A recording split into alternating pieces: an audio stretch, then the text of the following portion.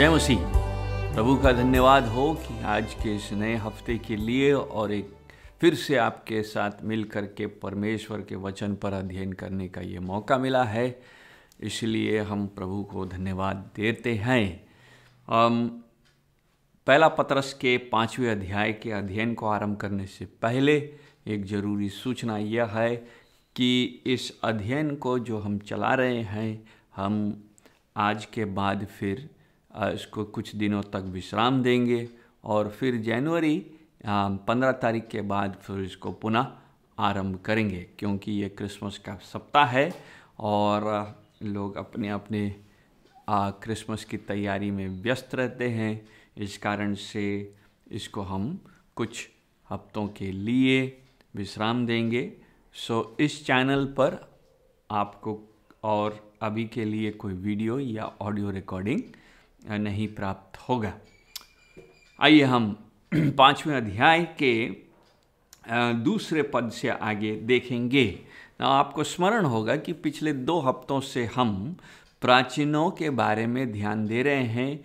प्राचीनों की विशेषता, उनकी जिम्मेदारी, उनकी बुलाहट, उनका चुनाव जैसे विषयों पर हम ध्यान देते आ रहे हैं और हमने ये देखा है कि ये परमेश्वर के ओर से चुने हुए लोग हैं, जिन्होंने, जैसा पहला पद बताता है, मसीह के दुखों को अपने जीवन में जाना है। वे गवाह हैं और उसकी महिमा के सहभागी होने में इच्छा रखते हैं।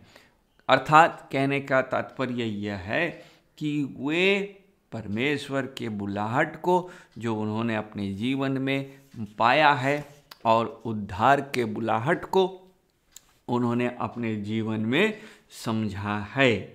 और दूसरे पद में हमने देखा है कि वे खाली इसलिए नहीं प्राचीन हैं क्योंकि उन्होंने मसीह के दुखों का गवाही और प्रकट होने वाली महिमा में सहभागी हो रहे हैं, बल्कि दूसरा पद बताते हैं कि उनको क्या जिम्मेदारी मिला है। और जिम्मेदारी यह है कि वे अपनी झुंड की नहीं बल्कि परमेश्वर की झुंड की, जो तुम्हारे बीच में है, रखवाली करें।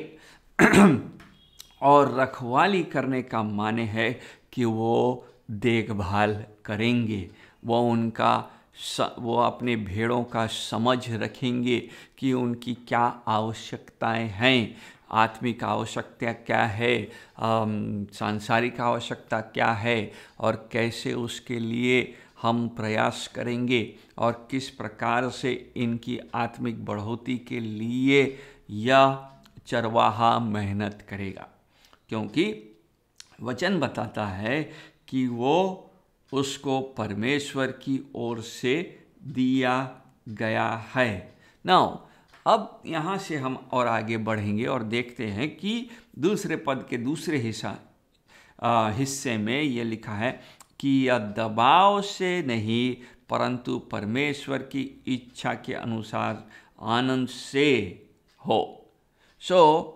सेवकाई या अगुआ बनने का जिम्मेदारी या चरवाहा बनने का या देखभाल करने वाला पास्टर का जो जिम्मेदारी उसको मिलता है, वह उसके हृदय में दबाव से उत्पन्न हुआ हो, नॉट अंडर कंपल्शन, वॉलंटरीली अंग्रेजी में लिखा है। अर्थात ये जो सेवा करने का मन है वो हृदय में है, वो जबरदस्ती उसको उत्पन्न नहीं कराया गया है और वह इसीलिए मोटिवेटेड या इसीलिए प्रेरित नहीं होता कि वो चरवाहा बने कि क्योंकि उसको उससे कुछ लाभ होगा। और उन लाभों के बारे में 3 बातों के बारे में पतरस आगे के पदों में बताता है कि क्या डेंजर्स है। तो पहला चीज़ जो उसको ध्यान रखना है कि वो दबाव से सेवकाई न करे, बल्कि वो इसलिए सेवकाई करे क्योंकि प्रभु के प्रेम ने उसको विवश किया है। प्रभु के प्रेम ने उसको बाध्य किया है। जैसा कि हम पहला कुरिन्थी 9 अध्याय के 16 पद में पढ़ सकते हैं। पहला कुरिन्थी 9 अध्याय के 16 पद में, जहाँ पौलुस कहता है कि वह सेवकाई किन कारणों से कर रहा है। यदि मैं सुसमाचार सुनाऊं तो मेरा कुछ घमंड नहीं, क्योंकि यह तो मेरे लिए अवश्य है, और यदि मैं सुसमाचार न सुनाऊं तो मुझ पर हाय है। नाउ पौलुस इस बात को स्पष्ट करता है कि उसका सुसमाचार सुनाना अवश्य है। और दूसरी जगह में जब हम पहला थेसलोनिकी 2 अध्याय के 8 और 9 पद को पढ़ते हैं तो वहाँ बताता है कि ये आवश्यकता है, जो विवशता है सुसमाचार सुनाने का, जो उसके मन में जो डिमांड है, वो इसलिए उत्पन्न नहीं है क्योंकि उसने सोना या चांदी पाया है, बल्कि जब हम पहला थेसलोनी के 2 अध्याय के 8 और 9 और पहला तिमोथी के 6 अध्याय के 6 पद से 11 पद पढ़ते हैं तो वहाँ वो बताता है कि मैं तुम्हारे पास सोना या चांदी के कारण से नहीं आया, बल्कि अपने आवश्यकताओं को अपने हाथों से पूरा करा किया। मैं तुम्हारे साथ रह करके काम किया, मेहनत किया और सेवकाई को जारी रखा।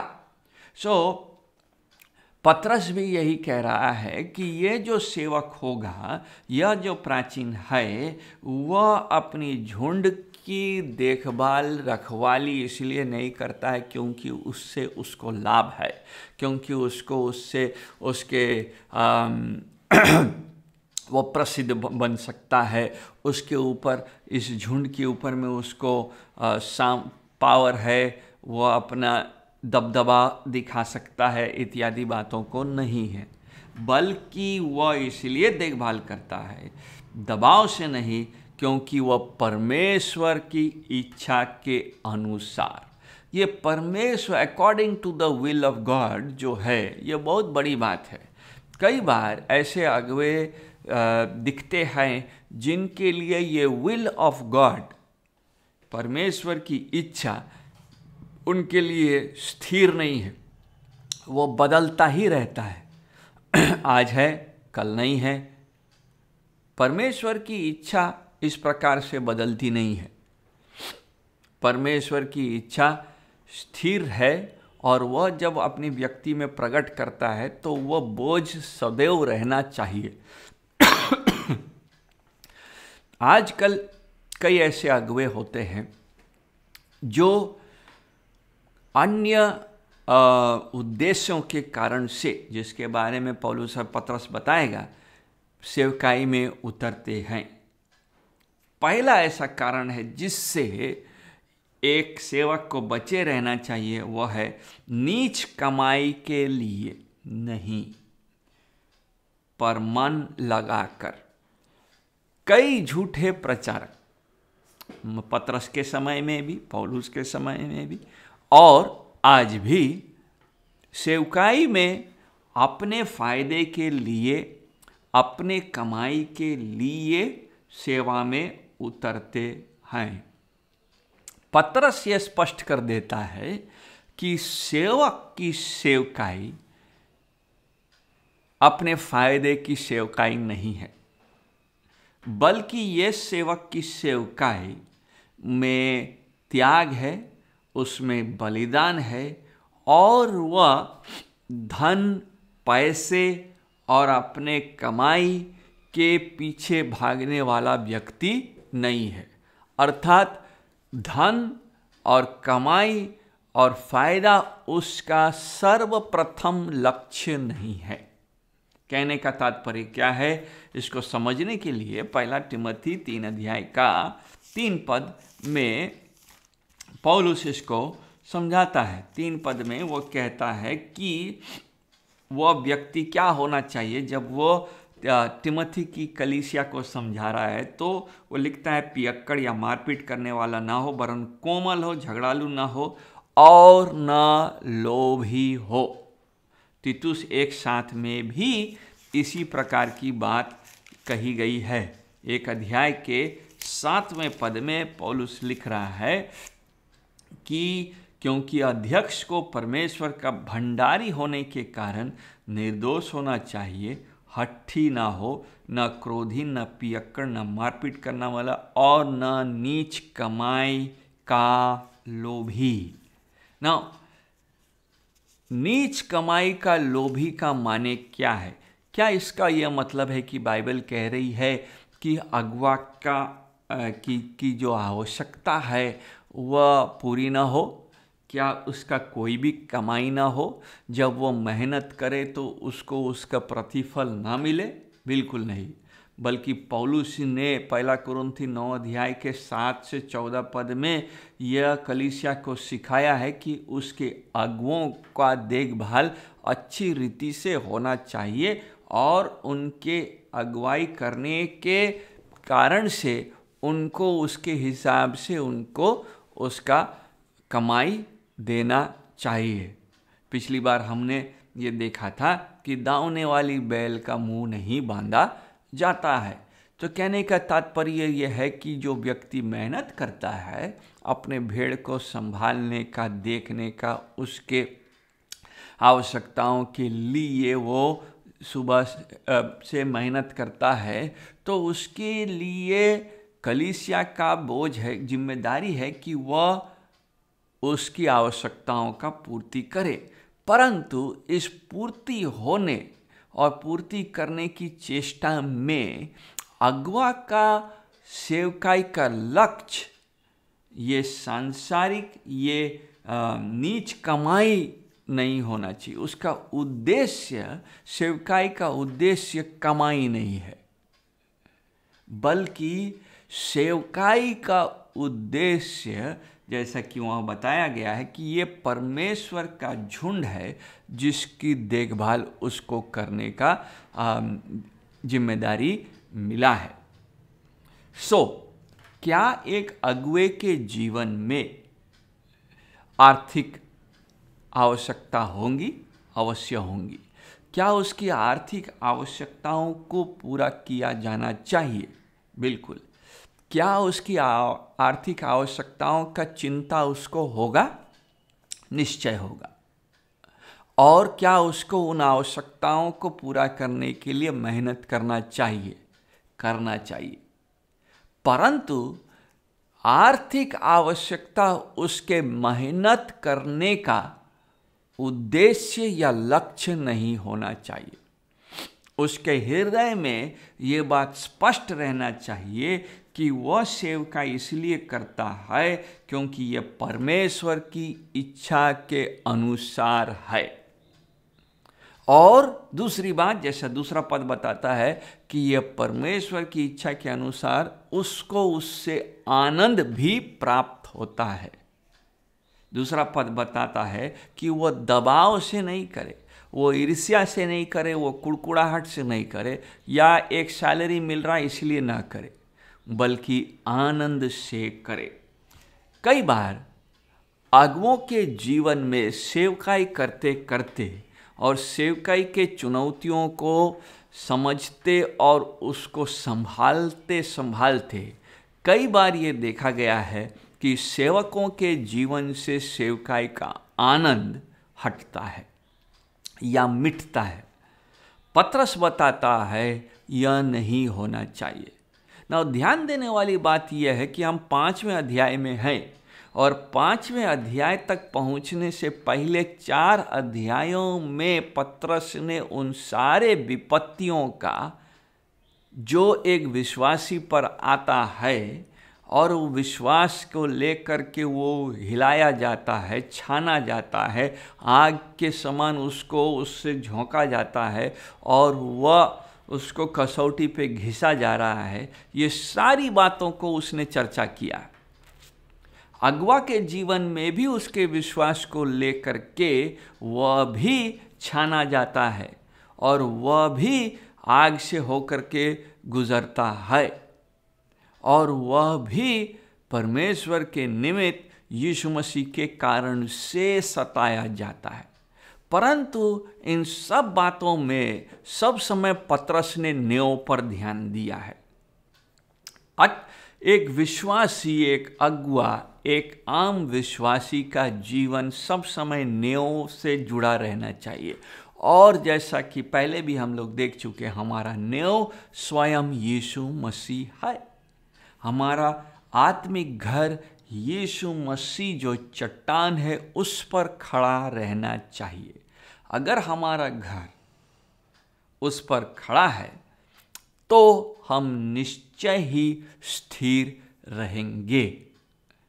क्या हवाएं, जैसे यीशु मसीह ने बताया बुद्धिमान का घर कैसे बना है और वो स्थिर रहता है। मैं बरसा, हवा चली, आंधी आई और मैं बरसा। निर्बुद्धि का घर ध्वंस हो गया। क्यों? इसलिए ध्वंस नहीं हुआ क्योंकि उसकी दीवार कमजोर थी। उसका घर इसलिए ध्वंस हो गया क्योंकि उसका नेव बालूपन में था। बुद्धिमान का घर ध्वंस नहीं हुआ क्योंकि उसका नेव चट्टान पर था। विश्वासी का, चाहे वो प्राचीन हो, चाहे वो कलीसिया का सदस्य हो, हर विश्वासी का नेव यीशु मसीह पर होना चाहिए। और इन पूरे पत्रस के अध्याय में, चारों अध्याय में हम उस नेव पर बार बार पत्रस का ध्यान को केंद्रित होते हुए देखते हैं। वो पाठक को वहीं ले जाना चाहता है जहाँ पर नेव है। वह परिस्थिति पर ध्यान देते हुए परिस्थिति से हमको आगे ले जाता है और नेव पर लेके आता है। हमारी समस्या ये है कि कई बार हम केवल परिस्थिति तक ही सीमित हो जाते हैं और कहते हैं प्रभु हमारे साथ बहुत अन्याय हो रहा है, ये परिस्थिति विकट परिस्थिति में पड़ गए हैं, फंस गए हैं, हम दलदल में फंसे हुए हैं, इस समय हमारे साथ कानून बदल रहा है और नाना प्रकार से हम जकड़े जा रहे हैं। पत्रस कह रहा है अगर ऐसा हो रहा है तो इसको आनंद की बात समझो। व्यंग नहीं कस रहा है, बल्कि आनंद इसलिए कि तुम प्रभु के लिए सताए जाते हो, नंबर 1। नंबर 2 कि सताए जाने के बाद भी तुम्हारी आशा जो है वो अनंतकालीन आशा है। ये हम 4 अध्याय 3 अध्याय में पढ़ सकते हैं। जब हम 4 अध्याय 1 से 7 पद में पढ़ेंगे तो इन बातों का चर्चा किया हुआ है। नाउ ऐसे नियम के साथ जब हम 5 अध्याय में आते हैं तो जब ये कलीसिया ऐसी कलीसिया है, ऐसी कलीसिया का अगुवा कैसा होना चाहिए? ऐसी कलीसिया का अगुवा इन दिनों में या किसी भी समय में अपनी कमाई या अपने फायदे का सोचने वाला न हो, बल्कि उसके अंदर में यीशु मसीह के आनंद हो और वो सेवकाई का आनंद उसके अंदर में हो। वो मन लगा कर, वहाँ लिखा हुआ नॉट फॉर सॉर्डिड गेन, नीच कमाई के लिए ना हो। यानी कि ये नीच कमाई को पत्रस का ध्यान केवल कमाई पर नहीं है, परंतु उस कमाई पर है जो नीचता से आता है, जो दूसरे के हक को मार कर आता है या दूसरे को मूर्ख बना करके आता है, जैसे झूठे शिक्षक पहले करते थे और आज भी करते हैं। वे अपने सदस्यों से मांग करके लूट करके अपना घर बनाते हैं और अपने सदस्यों को बर्बाद करते हैं, कलीसिया को बर्बाद करते हैं। इसीलिए वहाँ लिखा हुआ नीच कमाई। जल्दी से 3रा पद जाएंगे। ये पहला प्रॉब्लम है सेवकाई के समय में। सेवकाई में ध्यान रखना होगा सेवक को कि वो नीच कमाई से अपना सेवकाई ना करे। दूसरा चीज़ जो उसको देखना है वो है जो लोग तुम्हारे सौंपे गए हैं उन पर अधिकार न जताओ। अगुआ का जिम्मेदारी सेवक का जिम्मेदारी है। वो सेवा करने के लिए आया है, न कि वह उन पर अधिकार जताए। अंग्रेजी में है लॉर्डिंग इट ओवर। प्रभुता दिखाने के लिए ताकत, क्षमता और सामर्थ्य और एक तरह से उनको जबरदस्ती अपना हक दिखाने का जगह नहीं है। कलीसिया सेवकाई का जगह है, ताकत दिखाने का जगह नहीं है। कई बार हम लोग शारीरिक ताकतों को भी अपने कलीसिया में अपनाते हैं, लेकिन अगर शारीरिक ताकत ना भी अपनाए, बौद्धिक ताकत निश्चय आजमाने का कोशिश करते हैं। कानूनों के द्वारा, हम अपने कलीसियाई नियमों के द्वारा, कॉन्स्टिट्यूशनल राइट्स के द्वारा और कलीसिया के अपने बायलॉज के द्वारा हम बताते ये मेरा हक है, इस प्रकार से काम होना होगा, ये पावर दिया गया है और इस पावर को मैं इस्तेमाल कर रहा हूँ। पावर प्रयोग तब करना है जब हमको पाप का विरोध करना है। निश्चय जो परमेश्वर विरोधी कार्य है उसके पूरे सामर्थ्य से उसका रोक किया जाना चाहिए, परंतु परमेश्वर के लोगों को बढ़ाने के लिए, उठाने के लिए, उनको मजबूत करने के लिए ताकत या प्रभुता दिखाने की आवश्यकता नहीं है। अपने मानवीय ताकत को, कि मैं जो बोल रहा हूँ वो आपको सुनना ही होगा क्योंकि मैं आपका पास्टर हूँ, मैं जो बोल रहा हूँ आपको सुनना ही होगा क्योंकि मैं आपका ऑर्गेनाइजेशन से दिया हुआ लीडर हूँ, बल्कि वे आपको इसलिए सुने क्योंकि आप परमेश्वर के दास हैं और परमेश्वर के वचन के अनुसार उन जिम्मेदारियों को कर रहे हैं जो वचन आपको सिखाता है या वचन आपको आज्ञा देता है।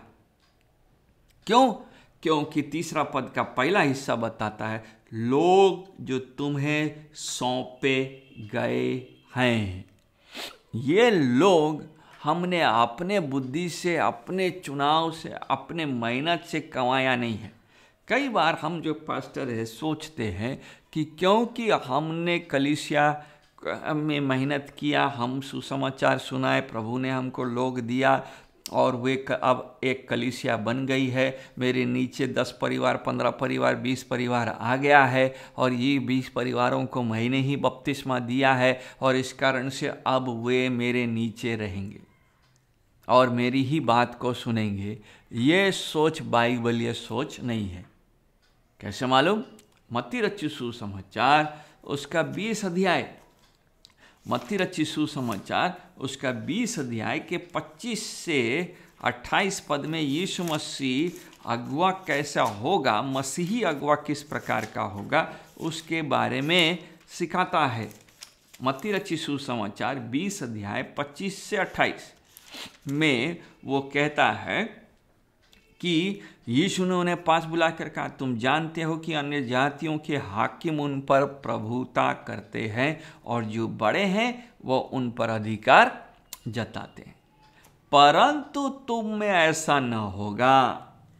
परंतु जो कोई तुम में बड़ा होना चाहे वो तुम्हारा सेवक बने और जो तुम में प्रधान होना चाहे वो तुम्हारा दास बने। जैसे कि मनुष्य का पुत्र वो इसलिए नहीं आया कि उसकी सेवा टहल की जाए, परंतु इसलिए आया कि आप सेवा टहल करें और बहुतों की छुड़ौती के लिए अपना प्राण दे। सो वचन वहाँ स्पष्ट करता है कि मसीही अगुआ होने का मॉडल, मसीही अगुआ होने का स्टेप्स और मसीही अगुआ बनने की योग्यता और उसमें सफलता किससे मिलेगा, कैसे मिलेगा। सफलता का फॉर्मूला सांसारिक तरीका नहीं है जो हाकिम बनते हैं और प्रभुता करते हैं अपने से छोटों पर, बल्कि तुम में से जो बड़ा होना चाहे वह तुम्हारा सेवक बने, जो प्रधान होना चाहे वह तुम्हारा दास बने। इसका माने स्पष्ट हो जाता है कि सेवकाई, इसलिए शब्द प्रयोग किया गया, सेवकाई सेवक से उत्पन्न होता है ना। कई बार हम जो पास्टर्स हैं, हम जो अगुए हैं, हम जो प्राचीन हैं, जो कोई हमको परिचित करता है या हम अपना परिचय किसी से देते हैं तो हम बोलते हैं कि हम सेवक हैं, परंतु हमारे स्वभाव से सेवकाई नहीं दिखता है, हमारे अंदर सेवक का स्वभाव नहीं है।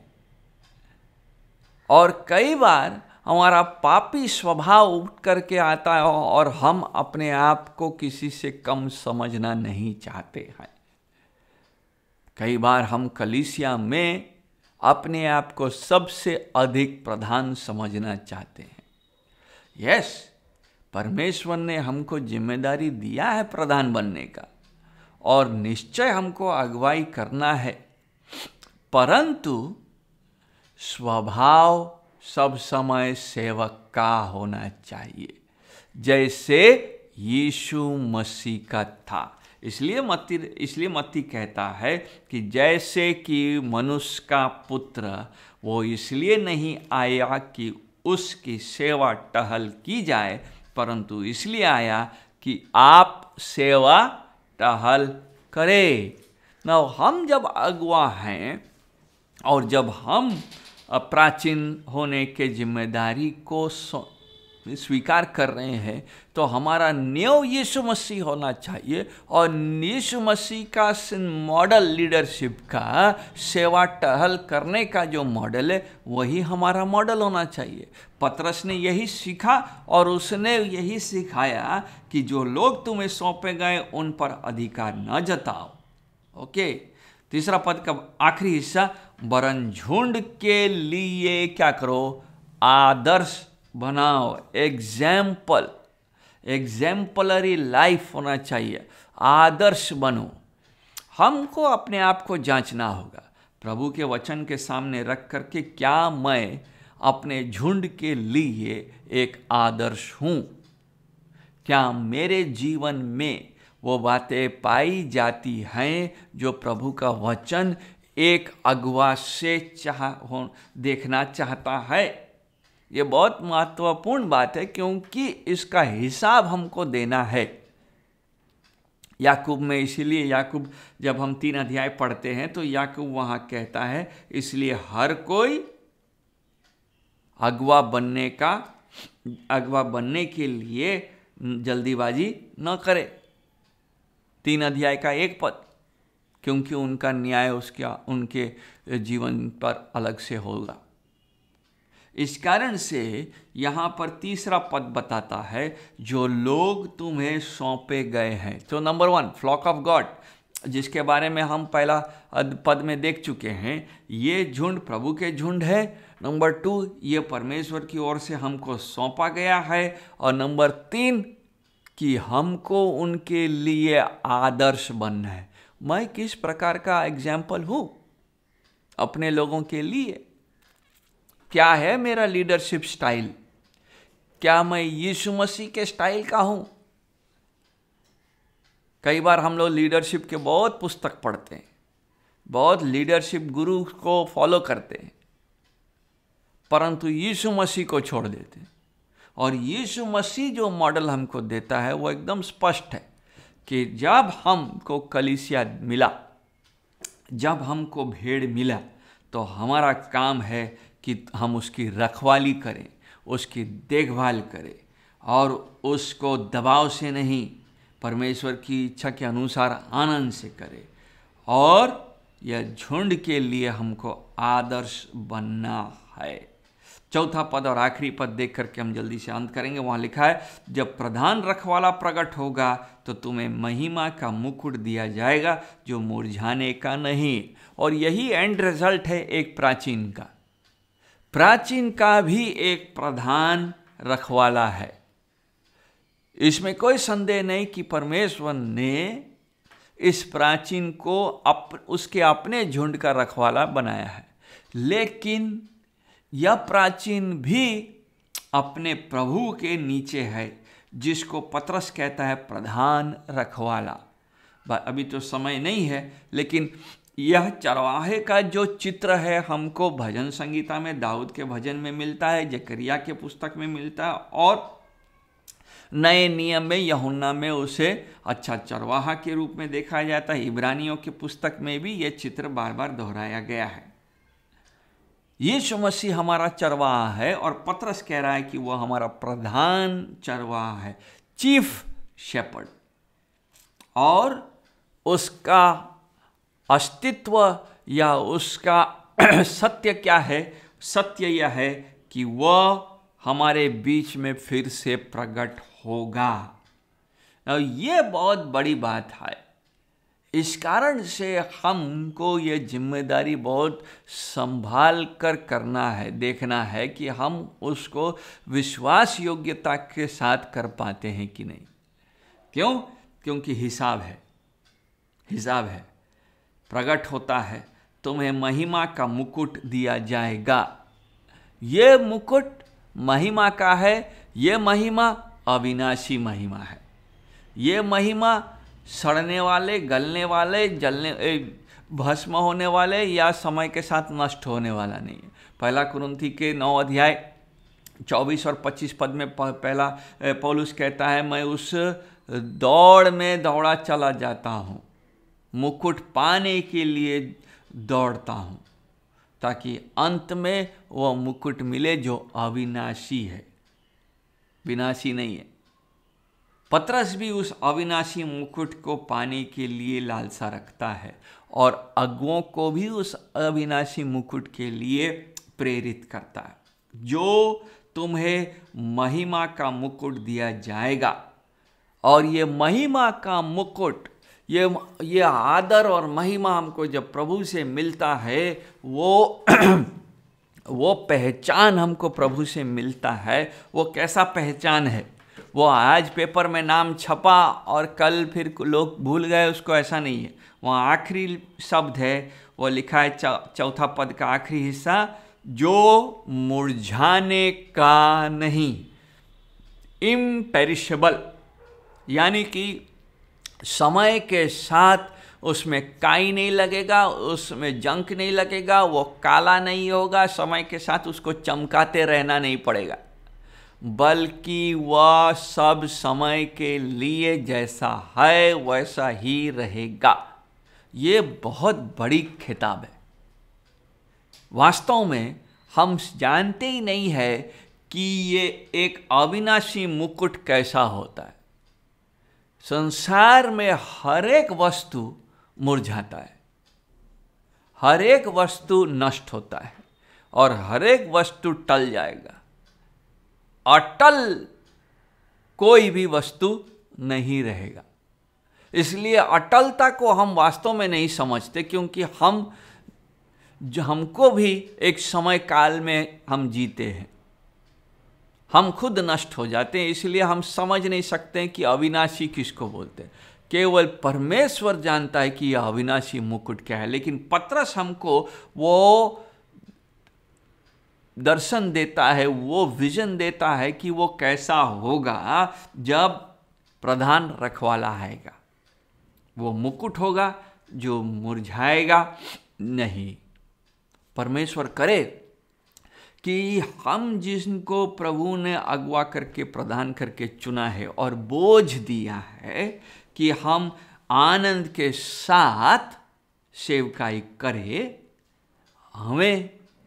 हम सब समय उस मुकुट को ध्यान में रख करके सेवकाई करें कि वो जो मुकुट मिलेगा वो मुरझाने वाला नहीं। परमेश्वर आपको आशीष दे और ये बड़ा दिन और नया साल आपके लिए, आपके परिवार के लिए एक आनंद का समय हो। धन्यवाद।